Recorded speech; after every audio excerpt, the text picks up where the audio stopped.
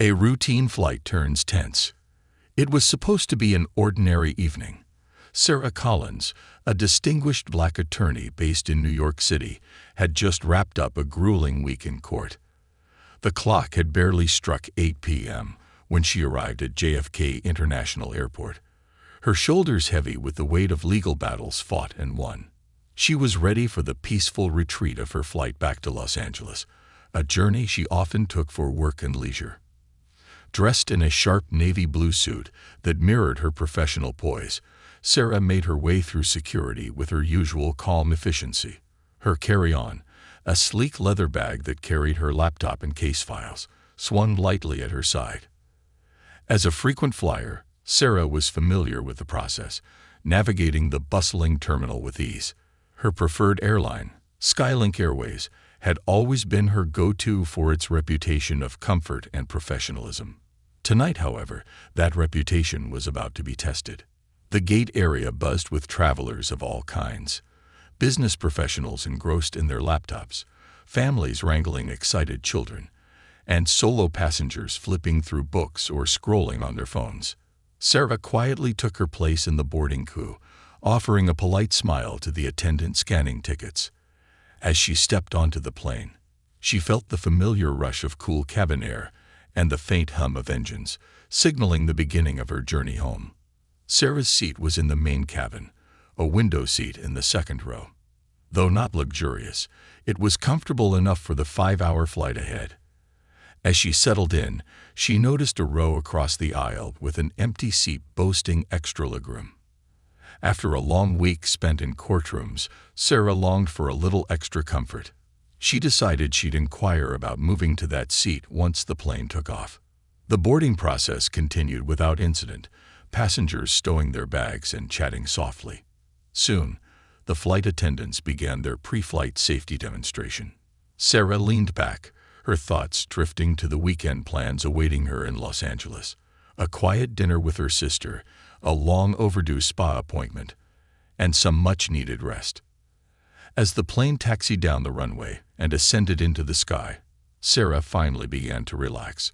Once the seatbelt sign was turned off, she politely flagged down one of the flight attendants, a woman with neatly coiffed blonde hair and a crisp uniform.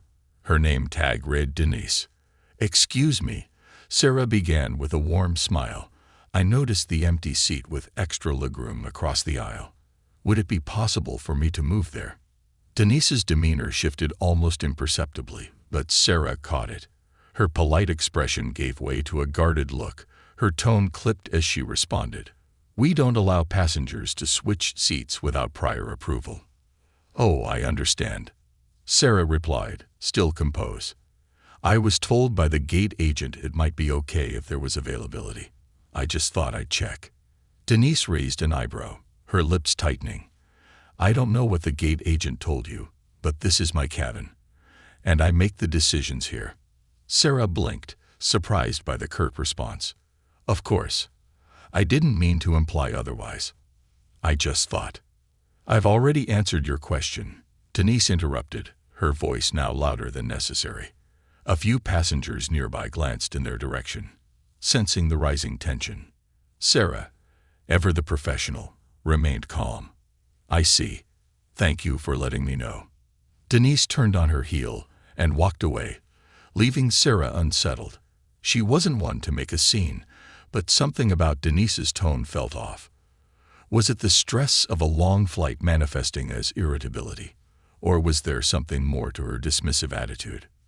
For a moment, Sarah tried to brush it off. She pulled out her tablet, intending to read a book she'd been trying to finish for weeks.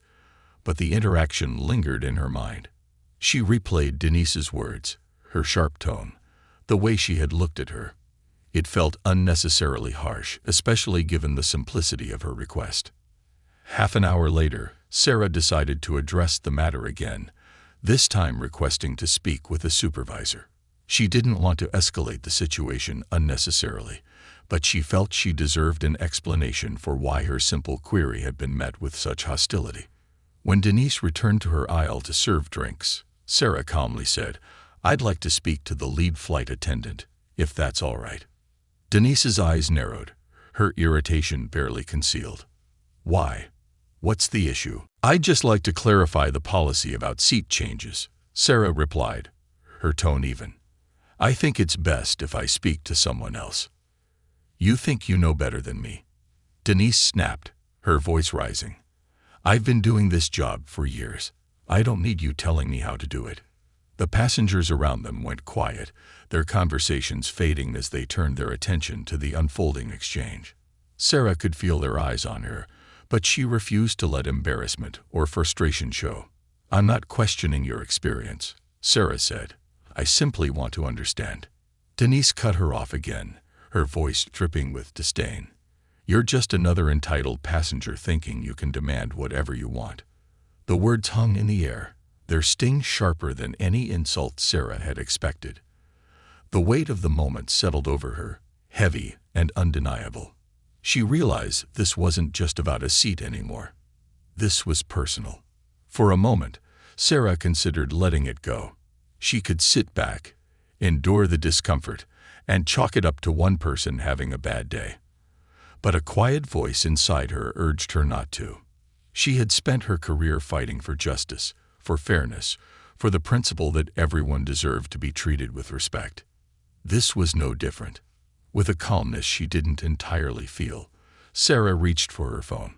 If Denise was going to continue treating her this way, she needed to document it, not to shame or embarrass, but to protect herself. She pressed the record button discreetly, holding her phone in her lap. The moment Denise noticed, her expression shifted again, her hostility giving way to a flash of panic. But instead of backing down, she leaned in closer, her voice lowering to a venomous hiss. "You think filming me will change anything? You're wasting your time." Sarah's resolve hardened. She wasn't backing down, not now. The atmosphere in the cabin grew tense as other passengers watched, some murmuring quietly to each other.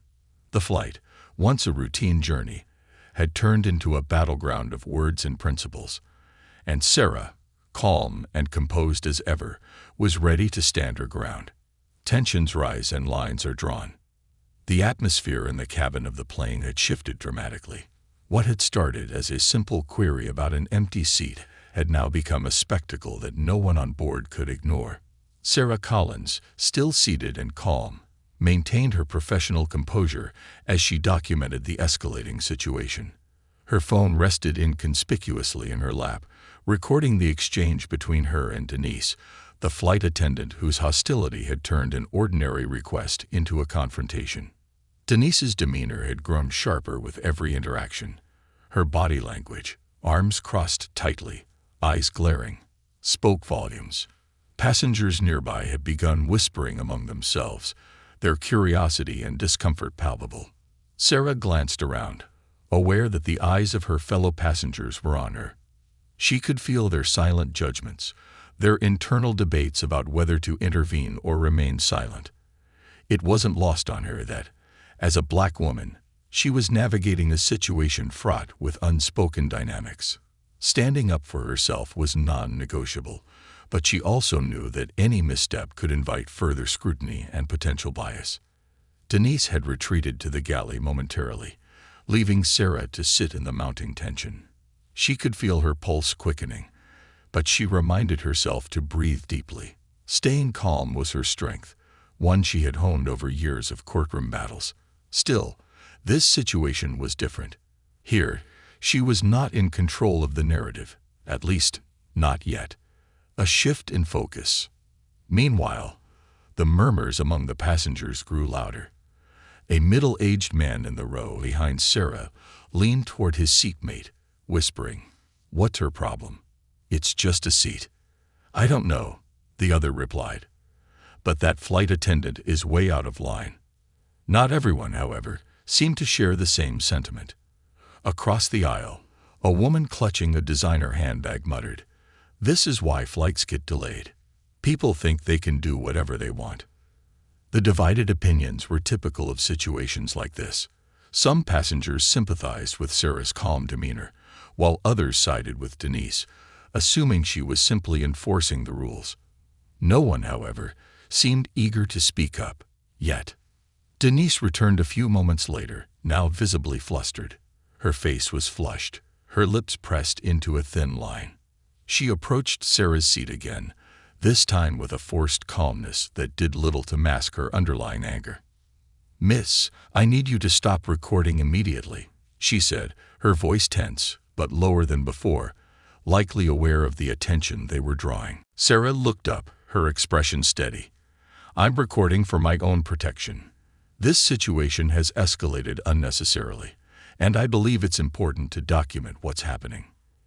"You don't have the right to record me," Denise snapped, her voice rising again.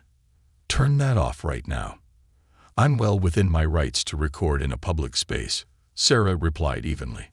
"I'm not looking to escalate this further, but your tone and behavior have been unprofessional, and I feel I need to protect myself." Denise took a step back, visibly seething.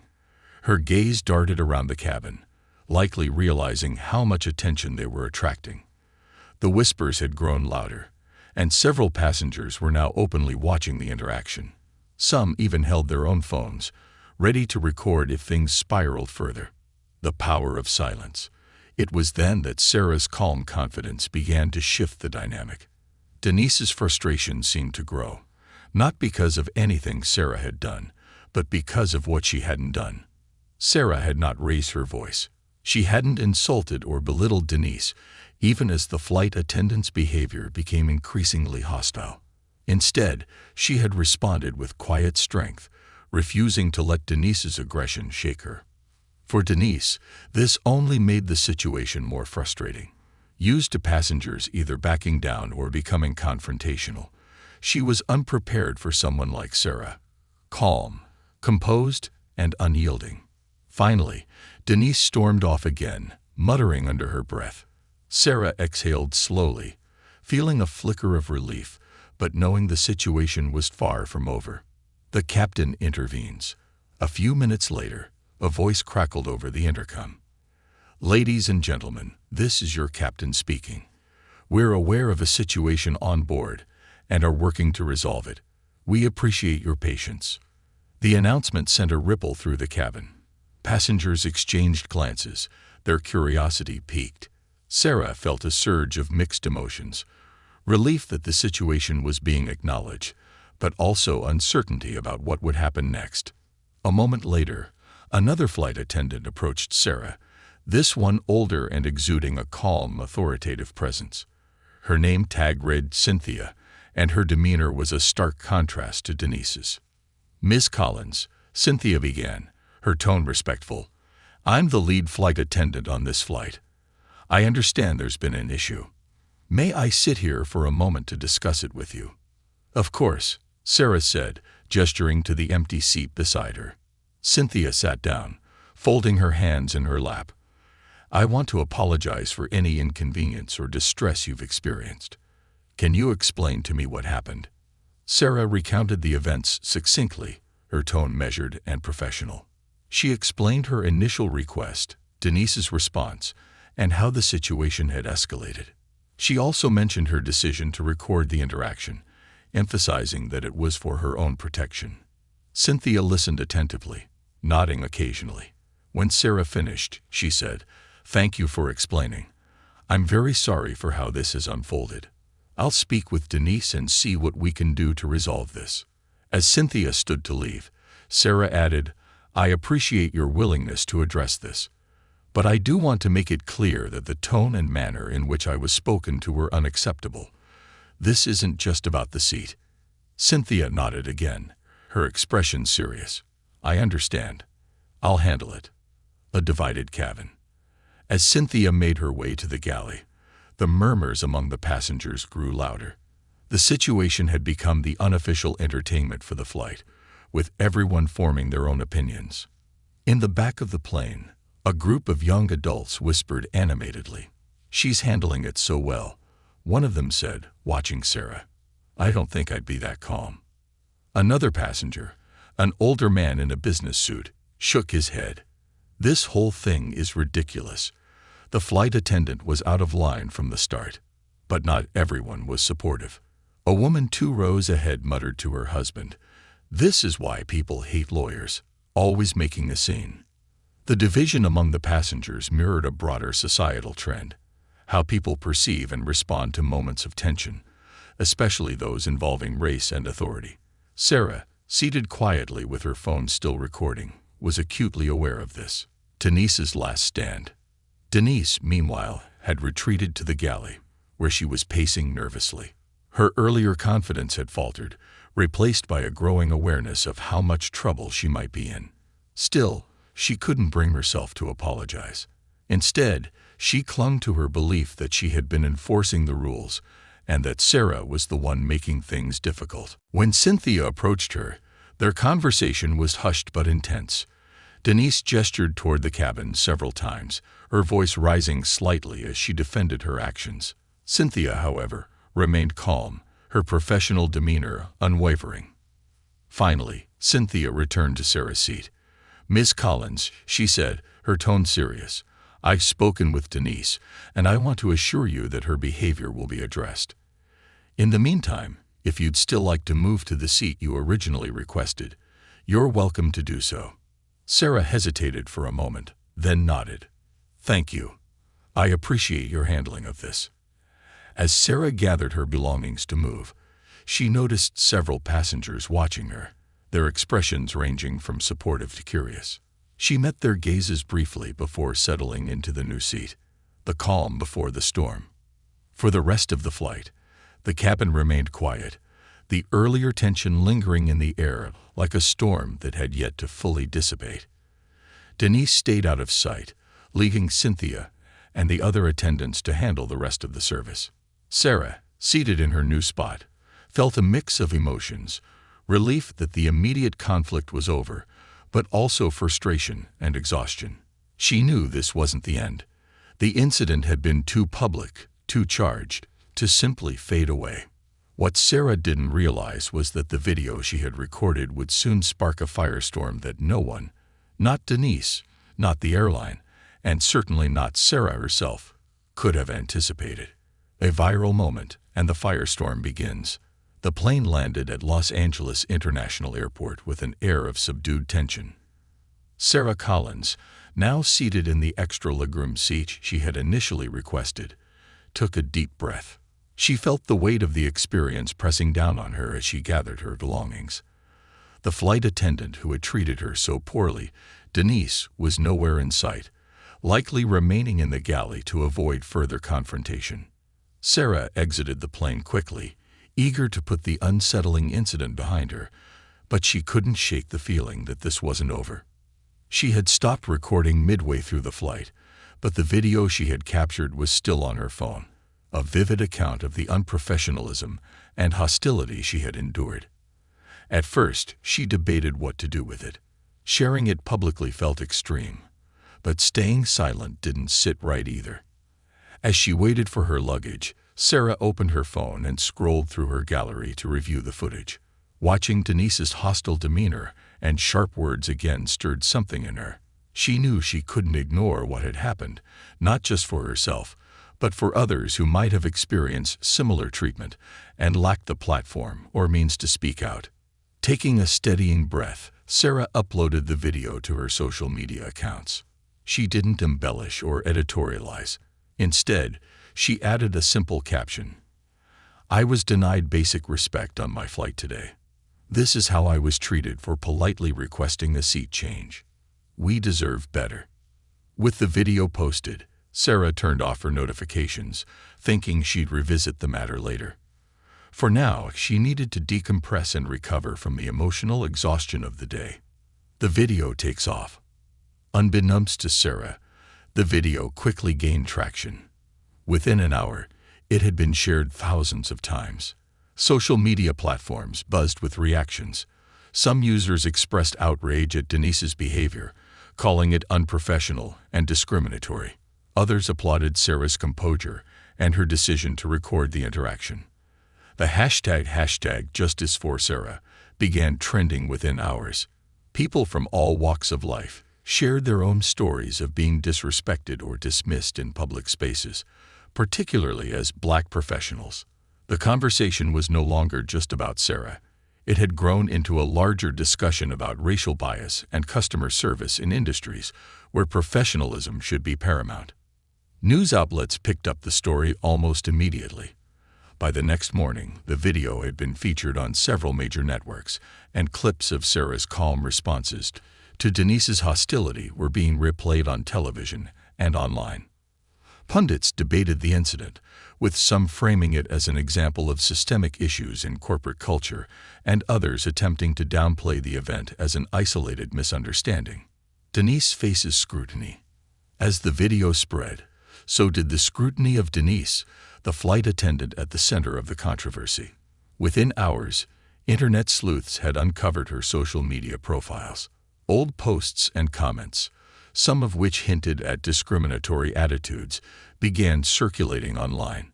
The public's reaction was swift and unforgiving. By mid-morning, Skylink Airways was forced to issue a statement. Their social media accounts posted the following message: "We are aware of a video circulating regarding an incident involving one of our employees. Skylink Airways is committed to providing a respectful and inclusive environment for all passengers. We are conducting a thorough investigation and will take appropriate action. We sincerely apologize for any distress caused to Ms. Collins and our passengers." The statement, while measured, did little to quell the growing outrage. Critics accused the airline of issuing a generic apology without addressing the underlying issues of racial bias and professionalism. The phrase "appropriate action" became a lightning rod for debate. What does appropriate action mean? One Twitter user wrote, "Are they going to actually do something, or is this just corporate speak for brushing it under the rug?" A media frenzy. By the end of the day, Sarah's phone was buzzing nonstop with calls, messages, and notifications. Friends and colleagues reached out, expressing their support and disbelief at what had happened. Journalists were flooding her inbox, requesting interviews and statements. Sarah felt overwhelmed but determined. She knew the incident had struck a nerve, not just with her, but with thousands of people who had experienced similar indignities. Still, she approached the situation cautiously. She didn't want to exploit the moment or let the narrative spiral out of her control. She agreed to an interview with a reputable national news outlet, knowing it would allow her to tell her story on her terms. Sitting in a well-lit studio the next morning, Sarah recounted the events calmly and clearly. She emphasized that her goal wasn't to vilify Denise personally, but to shed light on the larger issues at play. "I didn't expect this to go viral," she told the interviewer.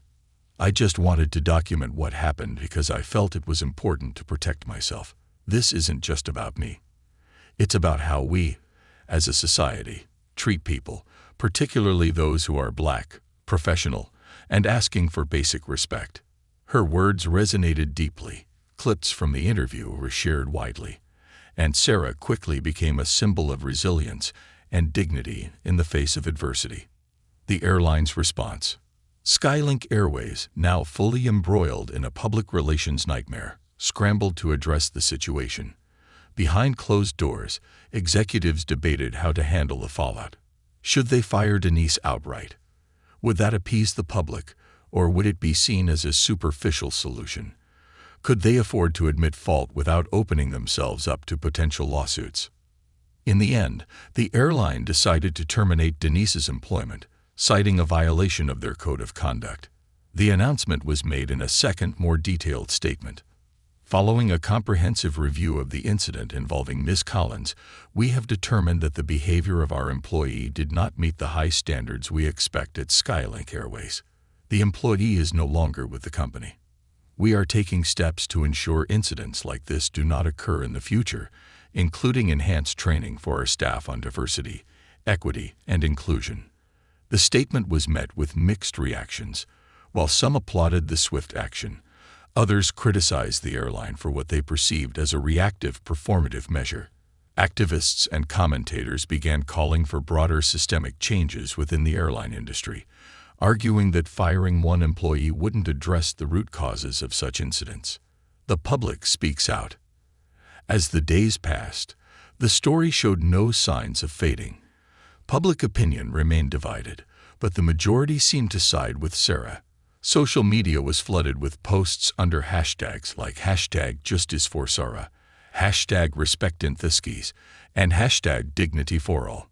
People shared their own stories of being dismissed, disrespected, or treated unfairly in public spaces, particularly while traveling. Meanwhile, Sarah's inbox continued to fill with messages of support from strangers across the world. Some were from Black professionals who had faced similar challenges in their workplaces. Others were from people of all backgrounds who simply admired her composure and courage. In one particularly moving message, a young law student wrote, "Ms. Collins, thank you for standing up for yourself and for all of us. As a Black woman studying law, I've often wondered if I'll ever truly be seen as equal in my profession. Your strength gives me hope." Sarah read the message with tears in her eyes. She hadn't set out to become a symbol of anything, but she couldn't deny the impact her story was having. The beginning of change. The ripple effects of the incident continued to grow. Civil rights organizations began reaching out to Sarah, offering to support her if she wanted to pursue legal action against the airline. Some even suggested launching a broader campaign to address systemic issues in the airline industry. Skylink Airways, under immense pressure, announced the creation of a new passenger advocacy committee and pledged to overhaul its training programs. They also invited Sarah to meet with their leadership team to discuss her experience and propose recommendations for improvement. Sarah agreed, but with reservations. She wasn't interested in superficial gestures or empty promises. If she was going to participate, it would have to lead to real, meaningful change. As she prepared for the meeting, Sarah reflected on how a single moment had spiraled into a national conversation. What had begun as an ordinary flight had become a catalyst for a larger reckoning about respect, equity, and the importance of standing up for what's right. The firestorm was far from over, but Sarah was ready to face it head-on.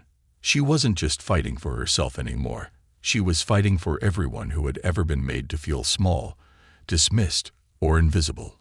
And she wasn't backing down. The reckoning. By the time Sarah Collins walked into the conference room at Skylink Airways corporate headquarters, the atmosphere in the room was as tense as the air on that flight. She had agreed to meet with the airline's leadership team, not out of obligation, but because she knew this meeting could shape the future, not just for her, but for countless others who had faced similar injustices. Dressed in a sleek, tailored suit, Sarah exuded the same poise and confidence that had carried her through the viral incident. She wasn't here for a public relations stunt or hollow apologies. She was here to demand accountability and propose actionable change. If Skylink Airways wanted to repair its image, it would have to earn it, not through words, but through tangible, measurable action. Waiting for her in the glass-walled room were several high-ranking executives, including the CEO, David Larson, and the newly appointed head of diversity and inclusion, Maria Alvarez. A few legal advisors and public relations representatives sat off to the side, their notebooks open and pens poised. "Miss Collins, thank you for coming," David said, rising to shake her hand. His tone was polite but measured, as though he knew he was walking a tightrope. "We appreciate you taking the time to meet with us." Sarah returned the handshake firmly and offered a polite nod. "Thank you for having me. I hope this meeting will be a step toward meaningful progress." They all sat down, and the meeting began. Setting the stage, David started with an apology, his voice tinged with what Sarah suspected was carefully rehearsed sincerity.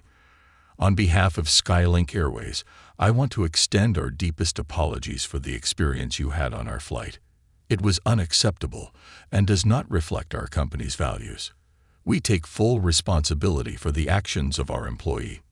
Sarah listened quietly, her expression neutral. She had heard similar statements before, in their public press releases and media interviews. Now she wanted to hear what they intended to do about it. Maria Alvarez, the head of diversity and inclusion, spoke next.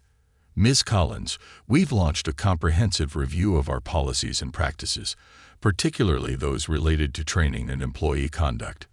We recognize that this incident was not just about one person's behavior, but about the culture we've allowed to develop. We're committed to changing that." Sarah leaned forward slightly, her voice calm but firm. "I appreciate the acknowledgement, but I want to be clear. This isn't just about my experience. It's about the systemic issues that allowed this to happen. If I hadn't recorded what occurred, I doubt it would have been taken seriously. That's a problem." Maria nodded, her expression earnest. "You're absolutely right. That's why we've already taken the following steps. First, we've terminated the employee involved. Second, we're implementing mandatory diversity, equity, and inclusion training for all staff, starting with customer-facing roles. Third, we're reviewing our complaints and escalation protocols to ensure that incidents like this are addressed swiftly and fairly." Sarah raised an eyebrow. "And how will you measure the success of these initiatives? It's easy to announce new policies, but without accountability, they're just words." David hesitated for a moment, glancing at Maria before responding. "We plan to track metrics such as employee compliance with training, customer satisfaction surveys, and the frequency of complaints related to bias or discrimination. We're also open to suggestions for additional measures." Sarah nodded thoughtfully. "Metrics are important, but so is transparency. Will these reports be shared publicly? Will passengers and employees have access to data showing whether real progress is being made?" David shifted uncomfortably. "That's something we can consider." Sarah didn't let up. Consideration isn't enough. If Skylink wants to rebuild trust, transparency is non-negotiable. Proposing solutions. The room grew quiet as Sarah took a moment to organize her thoughts. She had spent the days leading up to this meeting preparing, consulting with civil rights organizations, legal experts, and even former airline employees. If Skylink was serious about change, she had a list of recommendations they couldn't ignore. "Here's what I propose," Sarah began, her tone measured but resolute. "First, your diversity training needs to go beyond a checkbox exercise. It should be ongoing, scenario-based, and designed to address implicit bias head-on. Include simulations of real-world situations, like what happened on my flight, and teach employees how to handle them with professionalism and respect. Second, establish an independent oversight committee. This committee should include external experts in racial equity, passenger advocacy, and corporate ethics. Their role would be to audit your practices and provide unbiased feedback. Third, create a clear and accessible complaint system for passengers and employees alike. Complaints should be handled by a neutral third party to ensure fairness. And finally, commit to publishing an annual report detailing your progress, or lack thereof. Let the public hold you accountable." Her words hung in the air, the weight of them palpable. The executives exchanged glances, clearly taken aback by the thoroughness of her proposals. Maria Alvarez was the first to respond. "Those are excellent suggestions, Miss Collins. I can't promise we'll implement all of them immediately, but I'll personally advocate for each one." David Larson, the CEO, nodded slowly. "You've given us a lot to think about. Thank you for being so proactive and constructive. We'll take these recommendations seriously." The ripple effect. As the meeting concluded, Sarah felt a sense of cautious optimism. The airline's leadership had seemed receptive, but she knew words were easy. The real test would be whether they followed through. When Sarah left the building, reporters were waiting outside, their cameras flashing and microphones thrust toward her. She had expected as much. Steeling herself, she approached the podium that had been hastily set up. "Thank you all for being here," she began. "I've just concluded a productive meeting with Skylink Airways. While I appreciate their willingness to engage in this dialogue, it's important to remember that this isn't about one person or one incident. It's about systemic change. I've outlined recommendations to address the broader issues, and I'm hopeful they'll be implemented. But hope isn't enough. I'll be watching, and I encourage all of you to hold them accountable as well." Her statement was brief but powerful, and it quickly made headlines. Backlash and support. As the media coverage of the incident and its aftermath continued, public opinion remained divided. On one side were those who saw Sarah as a trailblazer, someone who had turned a moment of injustice into a call for accountability and systemic reform. On the other side were those who accused her of overreacting, claiming that Denise's termination was punishment enough. Denise herself finally broke her silence, giving an exclusive interview to a tabloid news outlet. She painted herself as the victim, claiming she had been overwhelmed and stressed during the flight, and that Sarah's recording had unfairly cast her in a negative light. "I made a mistake," Denise said tearfully on camera, "but I didn't deserve to lose my job. I was trying to enforce the rules, and now my life is ruined." The interview sparked a new wave of online debates. Some sympathized with Denise, arguing that she had been scapegoated. Others pointed out that her behavior, as captured in the video, went far beyond a simple mistake. Meanwhile, Sarah stayed focused on the larger goal. She partnered with civil rights organizations to launch a campaign aimed at addressing racial bias in the airline industry. The campaign, titled #FlyFair, called on all major airlines to adopt similar measures to those she had proposed to Skylink, a larger movement. In the weeks that followed, the ripple effects of Sarah's stand continued to grow. The Federal Aviation Administration, FAA, announced that it would review its policies regarding passenger complaints and investigate the prevalence of discrimination in the airline industry.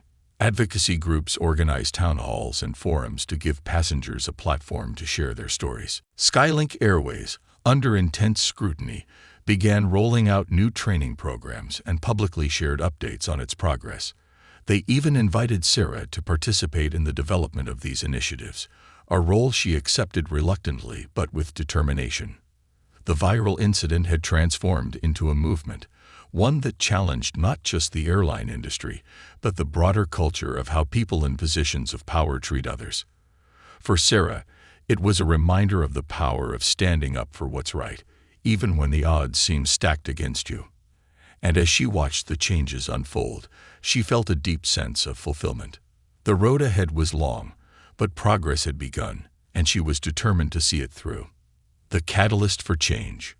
Weeks turned into months, and the incident that had begun as a tense exchange on a routine flight evolved into a national reckoning.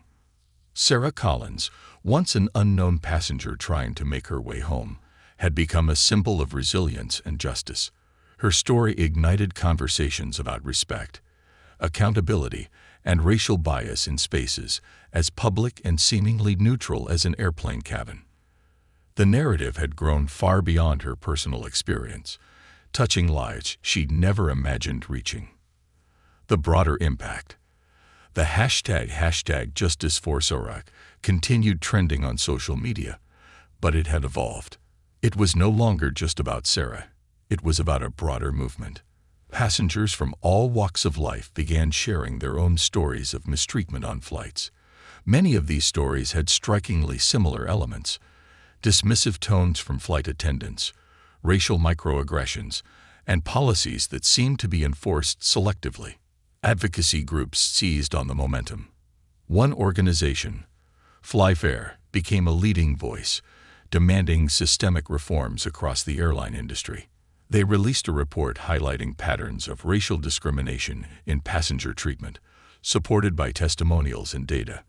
Their findings were damning. Passengers of color were significantly more likely to report negative interactions with airline staff, and complaints about such incidents were often dismissed or inadequately addressed. The report made headlines and caught the attention of lawmakers.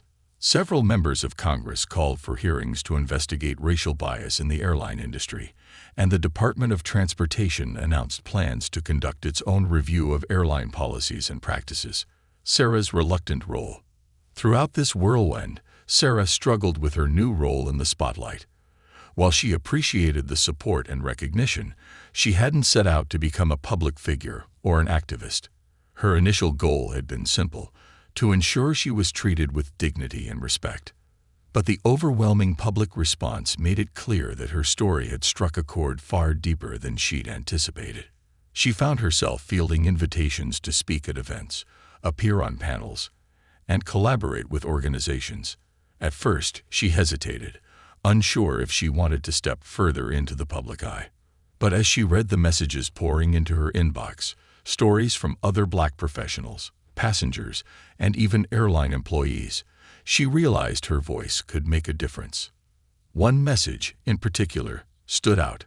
It was from a young flight attendant who had recently quit her job at another airline. "Ms. Collins," the message began, "your story gave me the courage to speak up about what I experienced during my time as a flight attendant. I saw how passengers of color were often treated differently, and I regret not saying something sooner. You've inspired me to push for change from the inside out." Sarah was deeply moved. It wasn't just about passengers. This was about creating a better, fairer environment for everyone in the airline industry. The airline faces scrutiny. Skylink Airways, the airline at the center of the controversy, found itself under a relentless spotlight. The firing of Denise, the flight attendant, was just the beginning. The airline faced mounting pressure to demonstrate that it was serious about reform. In the months following the incident, Skylink announced a series of measures aimed at addressing systemic issues within the company. Diversity training overhaul. The airline partnered with leading experts in racial equity to redesign its diversity training program. The new program included real-life scenarios, cultural competency training, and strategies for de-escalating tense situations. Anonymous reporting system.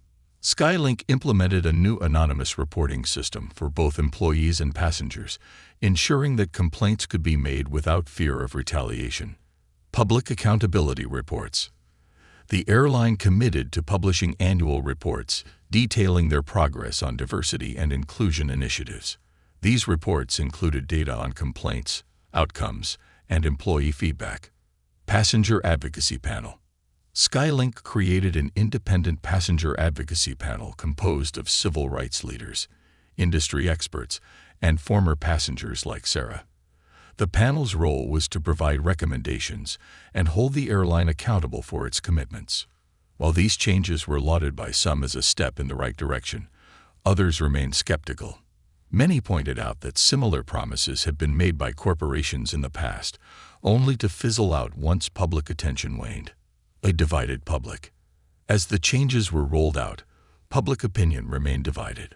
On one side were those who saw Sarah as a hero and Skylink's reforms as a victory for accountability. On the other were those who believed the airline had overreacted and that Denise's firing was a scapegoat maneuver. Denise, the former flight attendant, continued to make public appearances, painting herself as the victim of cancel culture. She gave an exclusive interview to a conservative news outlet, claiming she had been unfairly targeted and had received death threats since the incident. "I'm not a racist," Denise said, her voice breaking. "I was just doing my job. And now my life is ruined because someone decided to film me." Her words resonated with a small but vocal group of supporters who argued that the viral nature of the incident had unfairly destroyed her career. This backlash created a polarizing undercurrent to the broader conversation, with debates about accountability, intent, and the power of social media raging across platforms. Sarah's advocacy work. Amid the ongoing debates, Sarah focused on the bigger picture. She partnered with FlyFair to create a comprehensive guide for airlines on how to foster equity and inclusion in their operations. She also joined the passenger advocacy panel at Skylink, ensuring that her voice was part of the airline's reform process. Her legal expertise became an invaluable asset in shaping new policies. She pushed for clear guidelines on handling passenger complaints, protocols for addressing discrimination, and mandatory reporting of incidents involving racial bias. Sarah insisted that these policies be standardized across the industry, not just within Skylink. Building momentum. Sarah's work began to attract the attention of other industries. She was invited to speak at conferences about how organizations could address systemic bias and create inclusive environments. Her message was clear and consistent. Addressing discrimination wasn't just about avoiding bad press. It was about building a culture of respect and dignity for everyone. One of her most impactful speeches was delivered at a national conference on corporate ethics. Standing before a packed auditorium, she spoke about the power of accountability and the importance of speaking up, even when it was uncomfortable. Change doesn't happen in silence, Sarah told the audience. It happens when we demand better, not just for ourselves, but for the people who come after us. Every action we take today shapes the world we leave behind. Her words resonated deeply, and the standing ovation that followed was a testament to the impact she was having. The legacy of the movement. Months after the incident, the ripple effects were still being felt. Several major airlines announced similar reforms to those implemented by Skylink, and the industry as a whole began re-examining its approach to customer service and employee training. The FAA issued new guidelines for airlines, emphasizing the importance of equity in passenger treatment and mandating transparency in handling complaints. Advocacy groups like FlyFair continued to push for broader reforms, ensuring the momentum didn't fade. For Sarah, the experience had been transformative. While she hadn't sought the spotlight, she had embraced her role as a catalyst for change. Her journey from an ordinary passenger to a national advocate was a reminder that even the smallest actions, like standing up for yourself, could spark something far greater. As she boarded her next flight, Sarah couldn't help but reflect on how far things had come. The cabin crew greeted her warmly, and she noticed a subtle but significant change in their demeanor. They were attentive, respectful, and professional. Everything she had fought for. Sarah settled into her seat, feeling a quiet sense of satisfaction. The fight wasn't over, but progress was being made. And for that, she was deeply grateful. The lasting impact. Months after the initial incident, Sarah Collins found herself reflecting on how a single moment of confrontation on a flight had transformed her life, and the lives of countless others.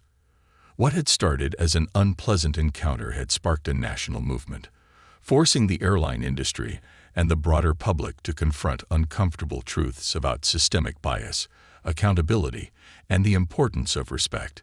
The ripples from that flight had reached far and wide, touching industries, governments, and individuals in ways Sarah could never have imagined. The momentum, however, came with its challenges as she learned to navigate the demands of advocacy, the skepticism of critics, and the personal sacrifices her newfound role required. The people behind the movement. One of the most unexpected outcomes of the movement was the human connection it fostered. Sarah began receiving hundreds of letters and emails, not just from passengers, but from airline employees, legal professionals, and activists. Many shared deeply personal stories of how her stand had inspired them to demand better treatment in their own lives. A flight attendant named Miguel reached out to Sarah, sharing how her story had encouraged him to challenge unfair practices he had witnessed in his workplace. "I've worked as a flight attendant for 6 years," Miguel wrote. "I've seen passengers, particularly people of color, treated differently than others. I've always been afraid to speak up, but your courage gave me the push I needed. Thank you for showing us that standing up for what's right can make a difference." Miguel's story wasn't unique. Dozens of employees from across the airline industry came forward with similar sentiments, describing how Sarah's actions had empowered them to push for change within their organizations.